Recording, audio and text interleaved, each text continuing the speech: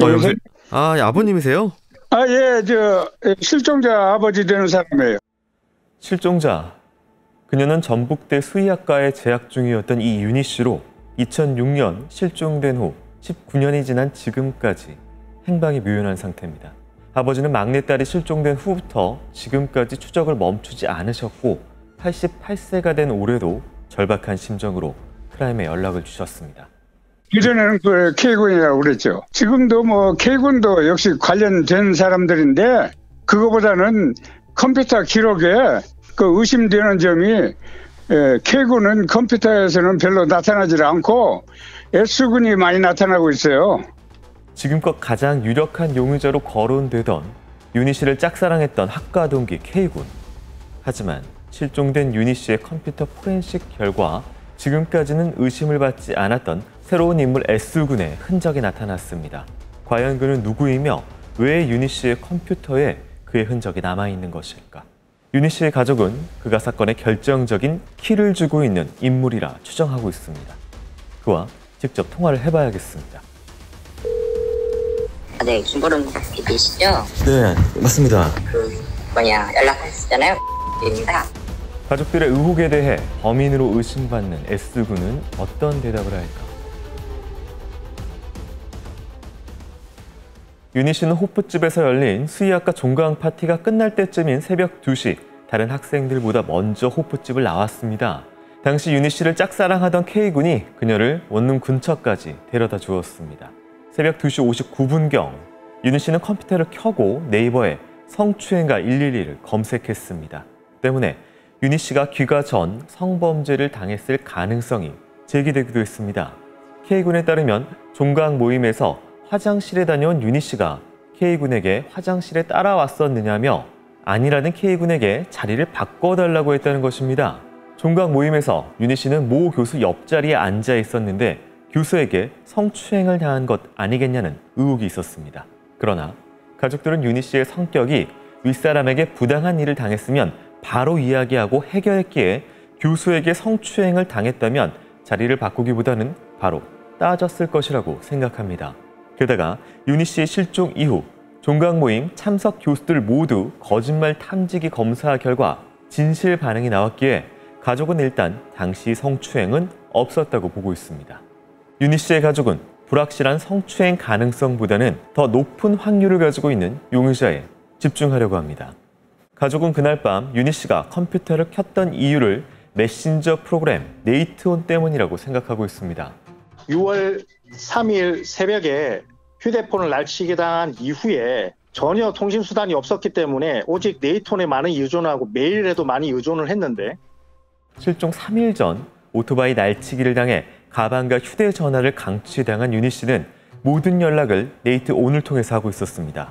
실종 당일 윤희 씨가 성추행가 112를 검색하고 1분 뒤인 새벽 3시 1분경 컴퓨터 사용이 멈췄는데 가족은 이 1분 동안 윤희 씨가 네이트온을 사용했다고 봤습니다.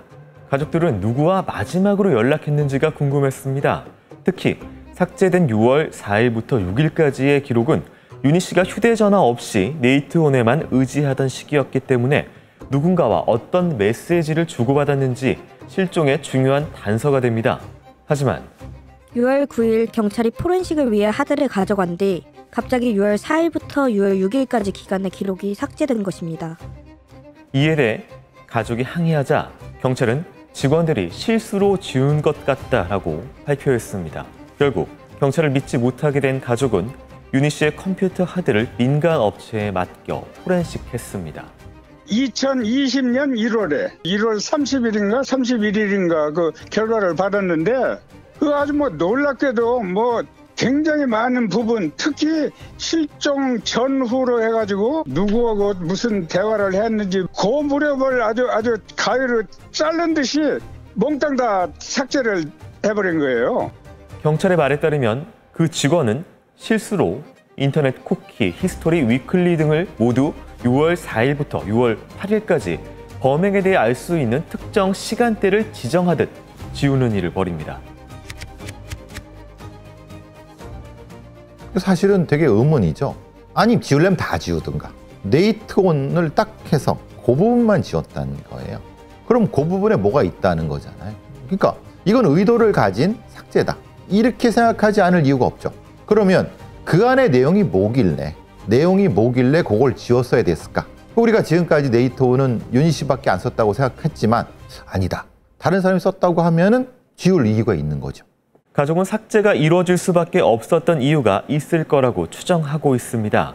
윤희 씨가 실종되기 훨씬 전부터 누군가 윤희 씨의 원룸을 몰래 드나들었고 컴퓨터를 사용하고 있었다는 단서가 있습니다. 윤희 씨는 실종되기 전부터 둘째 언니에게 누군가 원룸을 들락날락거리는 것 같다라는 말을 한 적이 있습니다.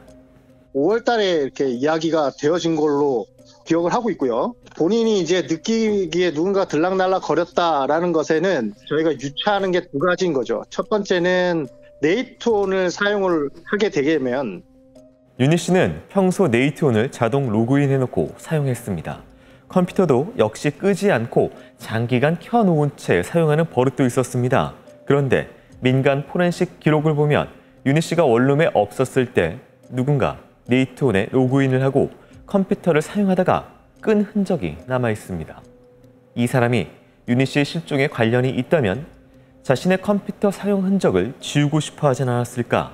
게다가 윤희 씨의 속옷이 사라진 사건까지 있었습니다. 윤희 씨는 실종 약 일주일 전 남양주 본가에 방문했습니다. 그곳에서 며칠을 보낸 후 집에 돌아와 6월 5일 모아둔 빨래를 한 것으로 추정됩니다.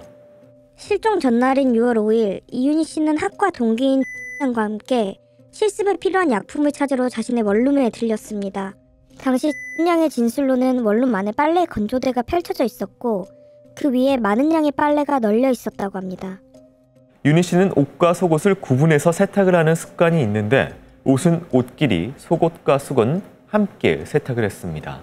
며칠 동안 모아둔 속옷과 수건을 세탁했기 때문에 원룸에 널려있던 옷들처럼 꽤 많은 양의 세탁물이 있어야 했습니다. 그런데 어머님이 기억하시는 것은 이윤희는 남양주에 온다 하더라도 본인의 옷 빨래를 남양주에 벗어놓고 가는 게 아니라 들고 간답니다. 그러니까 최소한 5일 이상의 속옷과 겉옷을 빨래를 돌렸을 터인데 고작 팬티 하나밖에 남지 않았다. 그런 것은 속옷이 사라졌을 가능성이 굉장히 높다 이렇게 보는 거죠. 6월 8일 가족들이 원룸의 세탁기를 열었을 때 안에 수건 몇 장과 팬티 한 장밖에 없었던 겁니다. 가족들이 오기 전 윤희 씨의 동기 S양이 세탁기 안을 봤을 때 수건 몇 장과 팬티 한 장보다 더 많은 양의 빨래가 있었다는 겁니다. 사실 그 대학가의 자취방이라는 데가 동기들도 많이 와서 같이 공부도 하고 같이 뭐 밥도 먹고 근데 그 과정에서 속옷이 없어지거나 뭔가 누군가 자기 허락 없이 들어온 부분이 있다. 전혀 모르는 사람이 몰래? 그건 사실은 생각하기 어렵죠. 근데 속옷을 가져간다는 건 성적인 그런 부분이 있는 걸로 아무래도 그렇겠죠. 그리고 뭐 번호키 같은 거니까 와서 그거를 일종의 뭐 물품 음란증 같은 형태로도 가능하죠. 여기서 핵심은 강아지예요. 강아지가 짖거나 강아지가 통제대를 할 수 있는 사람이어야 돼 만나는 거예요. 그래서 제가 제3자는 어렵다고 한 이유가 그겁니다. 자신의 컴퓨터 사용 기록을 삭제하고 싶어 하고 어쩌면 윤희 씨의 속옷을 훔쳐갔을 사람. 그 둘은 동일인이었을까? 그가 누구인지가 중요해졌습니다. 6월 8일 학과 동기 4명은 윤희 씨가 사라진 것을 발견하고 경찰에 실종 신고를 한 후 모두 집에 돌아갔습니다. 그런데 그 다음에 이윤희의 원룸에 강제 개방되면서 도어락이 부서졌었거든요. 이것을 S양이 주문을 해서 다시 새로 달았어요. 그리고 나서 문을 그냥 닫아만 놨다. 그러니까 잠그진 않았다. 왜냐하니까 이윤희가 돌아오게 되면 도어락이 잠겨 있고 비밀번호도 모르는 상태인데 핸드폰도 없으니까 당황스러워할 걸 고려해서 친구들이 그냥 문을 닫아만 놓고 나왔었는데 윤희 씨 가족이 원룸에 도착하기 전까지 누군가 다시 원룸에 들어왔습니다. 포렌식 기록을 보면 확실합니다. 친구들이 신고 후 돌아간 오후 2시. 그런데 오후 2시 18분 컴퓨터가 다시 켜져 오후 6시 5분에 꺼집니다. 윤희 씨 언니가 오기 직전까지 누군가 빈집에서 컴퓨터를 사용한 것입니다. 그리고 이때 역시 컴퓨터를 켜자마자 네이트온이 자동 실행된 로그 기록이 남아 있습니다. 그런데 윤희 씨 언니가 오후 7시 28분 컴퓨터를 켰을 때는 네이트온이 자동 로그인되지 않았습니다. 바로 그 직전에 의문의 인물이 자동 로그인을 풀어놓은 것입니다. 그 컴퓨터에 뭐가 있다고 느꼈을 수 있죠. 왜냐하면 어떤 느낌상 불안감이 있을 수 있어요. 그래서 혹시? 라고 해서 다시 한번 확인하는 차원에서 왔을 수 있다. 그래서 거기서 네이트온을 다시 확인해 보고 다시 오프를 했다. 사실 뭐 그런 네이트온 프로그램을 누가 오프를 합니까? 그냥 자동적으로 쓰다가 꺼지고 다시 키면 자동 온이 되는 방식으로 쓰지. 내가 쓰는 건데. 그러니까 누군가가 왔다는 거 맞는 거죠. 누군가 가족들이 오기 전 유니 씨의 컴퓨터를 사용해 네이트온에 자신의 아이디로 접속해 사용했고, 이후 가족들이 오기 전 로그아웃을 한 뒤 원룸을 빠져나간 것으로 보이는 상황. 가족들이 오후 6시가 넘어 원룸에 도착한다는 걸 알았던 사람은 그날 유니 씨 원룸에 왔던 학과 동기 4명밖에 없습니다. 네이트온 메시지에 굉장히 주목하고 계신데, 예. 메신저의 그 아이디, 이메일이 한 개가 아니라 여러 개를 확인하셨다고요? 예, 4개가 있는 걸로 되어 있어요. 2개는 이윤이 것이고 1개는 이윤이 언니. 그런데 또 하나가 참 놀랍게도 S군의 것이에요, 그게. 경찰 수사 기록에도 이윤희 PC에서 네이트온에 로그인한 계정은 4개라고 나옵니다. 이윤희 씨의 복수 계정, 언니의 것을 빼면 남는 것은 하나, 그린이라는 의문의 계정. 사건 한 달 전 원룸에 누군가 들락거리는 것 같다는 이윤희 씨의 이야기, 그리고 네이트온에 자동 로그인이 풀린 것, 그린이 누구인지를 찾아야 했습니다. 가족이 지목한 계정의 주인은 동기 4명 중에 1명인 S군이었습니다. 가족들은 왜 그를 의심하며 S군은 이에 대해서 어떻게 답변할까? 저희는 S군과 여러 차례 접촉을 시도했습니다. 그리고 드디어 연락이 닿았습니다. 네, 연락을 할까 말까 고민을 많이 했었어요. 네네. 아시겠지만 이제 현재 유인의 아버지가 저를 이제 고소한 상태예요. 그러면 일단은 의심받고 계신 부분도 아시겠네요. 어떤 거 요소인지. 예, 알고 있죠. 일단은 근데 네. 제가 좀 요청드릴 게 네. 궁금하신 부분들을 좀 서면으로 받고 싶어요. S군의 요청에 크라임팀은 서면 질문지를 작성해서 보냈습니다. 계정과 관련해서는 어떤 대답을 할까? 만약 그린땡땡이라는 계정이 S군의 계정이고 유니 씨의 허락을 받고 네이트온을 썼다면 S군은 이 사실을 기억하지 않을까? 그러나 기억이 없습니다. 이윤희 씨 집에서 사람들이 모여서 공부를 하거나 놀았던 적이 있으므로 그때 로그인했을 수도 있겠습니다만 네이트온 로그인한 기억은 없습니다. 가장 궁금했던 것은 이윤희 컴퓨터로 로그인을 한 유일한 제3자의 계정의 주인, 당시 수의학과 게시판에서 그린 아이디에 대한 단서를 찾을 수 있었습니다. 민자 씨라는 닉네임의 주인공이 자신의 아이디를 그린이라고 올린 글을 발견했습니다. 같은 과 학생이자 그린 계정으로 쓰는 인물, 당시 수의학과의 인명록을 살펴보자 전주 완산구에 거주하는 동기 1명이 해당 계정을 쓰고 있었습니다. 그 이름을 본 가족들은 놀랄 수밖에 없었습니다. 그는 이윤희 씨의 실종을 발견하고 K양과 함께 경찰 신고를 하러 간 동기 중에 1명, S군이었습니다. 그러니까 그 사람이 왜 썼느냐? 허락을 받고 썼느냐? 그럼 그거를 다른 동기들은 알고 있었느냐? 범행과 연결이 될지 어떤지 모르지만 어쨌든 유닛이 몰래 쓴 건 맞아요. 그게 명확히 포렌식으로 증거가 있으니까. 그런데 거기서 꼭 그거를 자기가 써야 될 만한 이유가 S한테 존재를 해야죠. 이윤희 하드 포렌식에서 나온 계정은 green땡땡@nate.com이었기에 S군에게 인명록상 기재된 green땡땡@한메일.net과 그 외에 green땡땡@nateon.com을 사용했는지에 대해서 물었습니다. 그러자 제 많은 개인정보가 저의 의사와 상관없이 저쪽에 의해 수집되어 유출되었고 그로 인해 너무 피해를 많이 입었습니다. 개인정보가 포함되거나 관련이 있는 부분은 답변하지 않겠습니다. S군은 결국 사실에 대한 확인을 해주지 않았습니다. 유니 씨의 아버지는 당시 S군에 대해 묘한 기억을 가지고 있습니다. 예, 그 당시에 그 친구들이 실종된 그 원룸에 자주 이렇게 들렸었어요. 그런데 내가 뭐 특별히 물어보지도 않고 그랬는데 나한테 그래요. 연희 누나는 살아있어요. 그래요? 그래서 이제 귀가 쫑긋하면서도 내가 불안해하니까 좀 위로하느라고 그런 건가. 그런데 며칠 후에 또 전화가 왔어요. 아버님 저 식사를 좀 모시고 싶은데 점심 식사 좀 같이 좀 하자고. 그 시간 되느냐고. 당시 아버님은 S군의 식사 제안에 뭔가 할 이야기가 있구나라고 생각했습니다. 그러나 이상하게 식사를 하는 내내 S군은 말이 없었습니다. 그리고 식사가 끝날 때까지 아무 말도 하지 않았습니다. 그는 도대체 무슨 의도로 이런 행동을 했던 것일까? 뭔가 찜찜해서 알고 있을 만한 사람한테 계속 뭔가를 확인하려고 하는 심리예요. 그러니까 계속 아무도 아버지하고 밥 먹자고 한 사람이 없었는데 뜬금없이 근데 가서는 아무 얘기를 안 해. 그리고 생각이 너무 많아. 그리고 또 쓸데없이 살아있을 거란 얘기를 해. 뭔가 계속 자기도 걸리는 게 뭔가 있는 사람의 태도죠. 그런데 사건 초반 K군을 의심스럽다고 가족에게 제보한 사람도 바로 S군, 즉 K군을 유력한 용의자로 만들었던 사람이 S군이었습니다.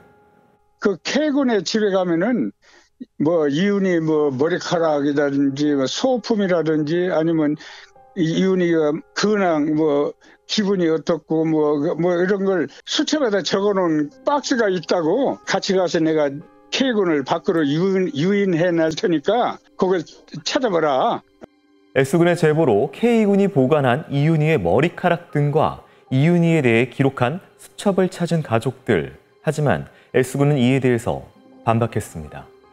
당시 이윤희 씨가 군의 마음을 오랫동안 받아주지 않으면서 실종 관련해서 사람들 모두 군을 1순위로 놓고 생각하는 상황이었습니다. 저도 그 분위기에 편승해서 당시 젊은 층에 여러 이야기를 하긴 했습니다만 제가 먼저 가족에게 제보한 건 아닙니다. 개인이 가지고 있는 미세한 물건을 제가 어떻게 알고 있겠습니까? 이에 대한 가족들의 증언입니다. 집에 가면 윤희 관련된 것들을 모아둔 상자가 있는데 그걸 한번 보라고 해서 랑 같이 갔었습니다. 그때 자기가 에게 손님 왔는데 뭐라도 좀 사오라고 할 테니 나가면 확인해보라고 해서 보니까 머리카락이며 액세서리며 수첩들이 있어서 너무 놀래가지고 한테 말도 안 하고 그냥 들고 나와서 경찰에게 갖다 줬어요. 물론 19년 전 일이기 때문에 기억은 다를 수 있습니다. 다만 당시 함께 갔다던 S양의 기억은 이윤희 언니의 기억과 같았습니다. 왜 그러면 K한테 시선이 돌아가도록 했을까? 또 하나는 저는 가장 핵심적인 게 K가 스토킹을 하고 있다는 걸 S는 어떻게 알았을까? 완벽한 선의에 의해서 누나 친하고 아니면 뭐 호감이라도 있는데 내가 알고 있는 정보를 혹시 줬을 가능성은 없을까요? 내가 알고 있는 정보라고 하면은 스토킹을 한다는 정보잖아요. 그럼 그거를 선의가 썼다면은 윤희 씨한테 얘기를 했겠죠. K가 사실은 저기 이렇게 끔찍하게 이렇게 하고 있어요라고. 그래야 되는 거 아니에요? 근데 이미 사라진 다음에 그걸 한다? 그게 선인가요? 저희가 만나겠느냐 했을 때는 뭐 처음에는 좀 불편해하더니 자신이 해명하겠다 그러면 그게 해명이 되면 자신과 관련된 뭐 유튜브나 이런 거 다 내리고 사과를 하라 이렇게 이야기를 해서 그렇게 알겠다 만나자고 해서 만남을 가졌는데 이 S군이 주장하는 건 두 가지인데요. 첫째는 본인은 이윤희 원룸에 몰래 들어간 적도 없고 네이트홀을 쓴 적도 없다. 실종 발견인 6월 8일 언니가 도착하기 전 윤희 씨 원룸에 들어간 사람도 본인이 아니라고 주장했습니다. 하지만 들어갔다는 증거가 있다고 얘기하니 증거가 있다면 할 말이 없다라고 했습니다. 유튜브를 아마 반 모양이에요. 그래가지고 자기를 의심하고 있다는 걸 알기 때문에 그걸 해명하려고 뭐 나름대로 노력을 하더군요. 자기가 한 게 아니라고. 그래서 이제 네가 틀림없다는 걸 수사 기록도 있고 증거를 가지고 있다고 그러니까 또 저 증거가 있다면 뭐 할 말이 없는데요. 뭐 하나 이런 식으로. 이에 대해 S군은 억울하다고 했습니다. 일종의 확증 편향이라는 겁니다. 작년 11월달에 막 윤희네 아버지나 만나서 설득을 하려고 했는데 그 당시에 제가 설득하려고 했던 말들을 왜곡해가지고 오히려 꼬투리를 잡아서 소수장의 내용을 더 추가하고 막 그러더라고요.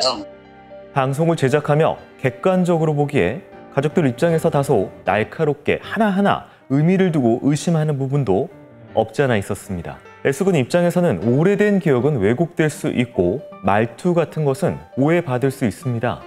그렇다면 객관적인 증거에서는 어떨까?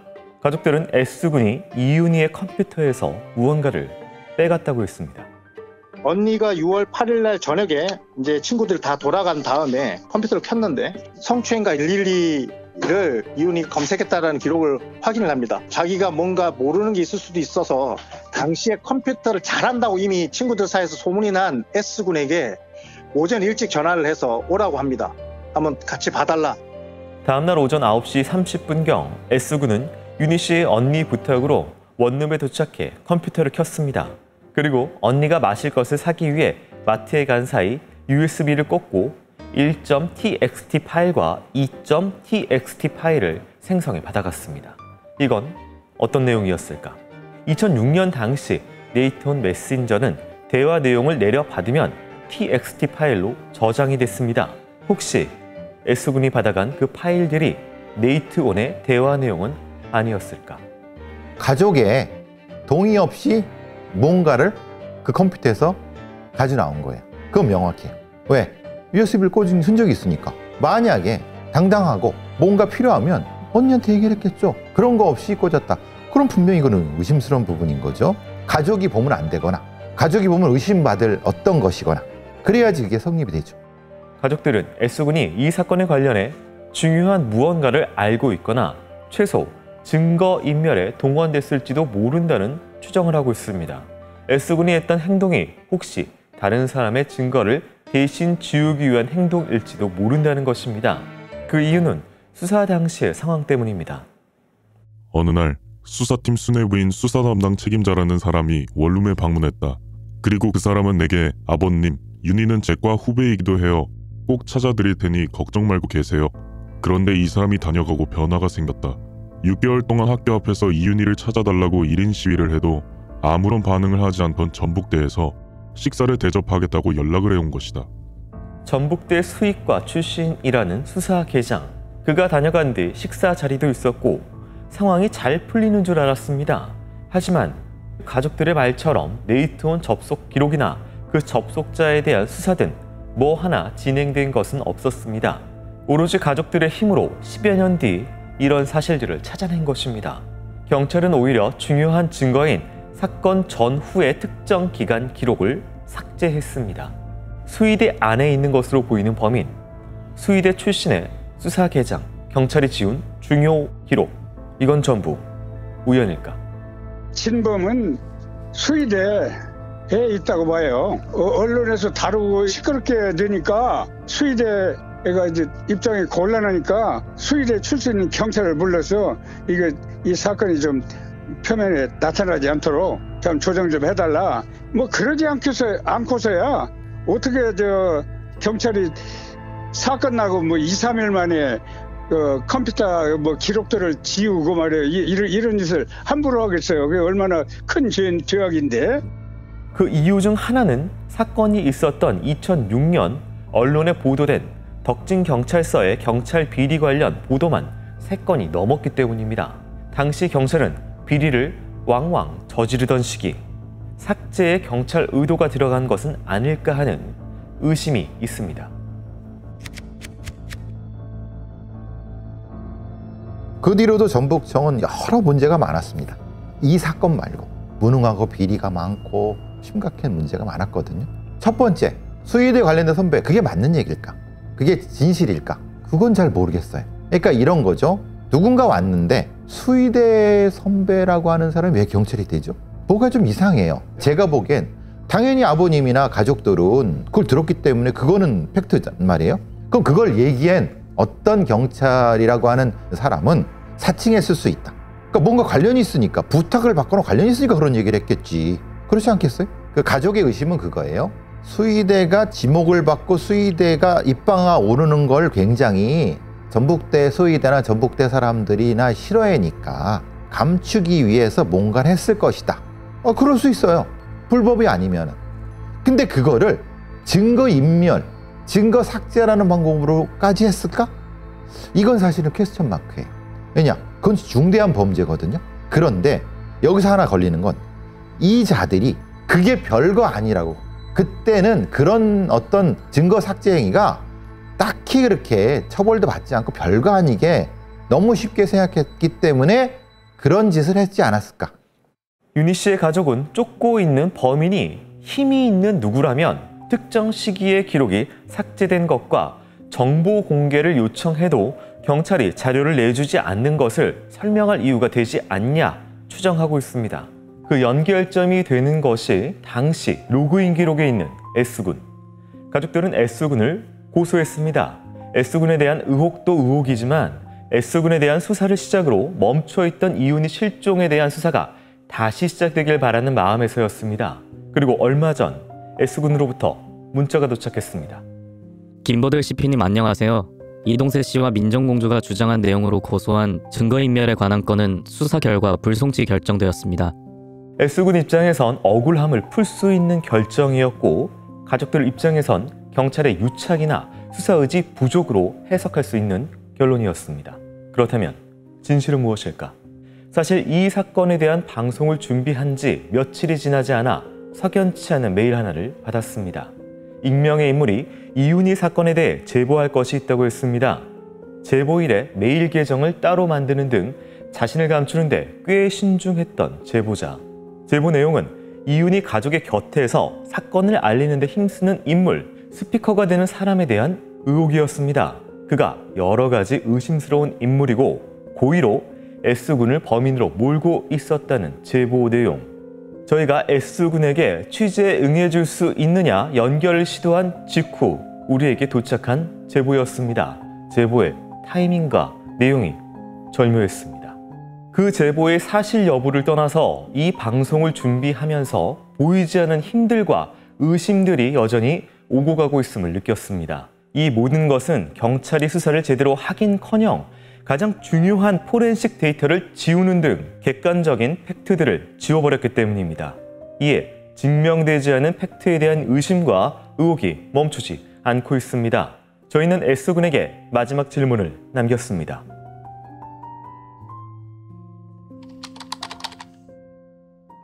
S군은 뭔가를 알고 있을까요? 아니면 억울한 희생자일까요? 그 역시 객관적인 팩트인 그린 땡땡 계정에 대해선 끝까지 침묵했습니다.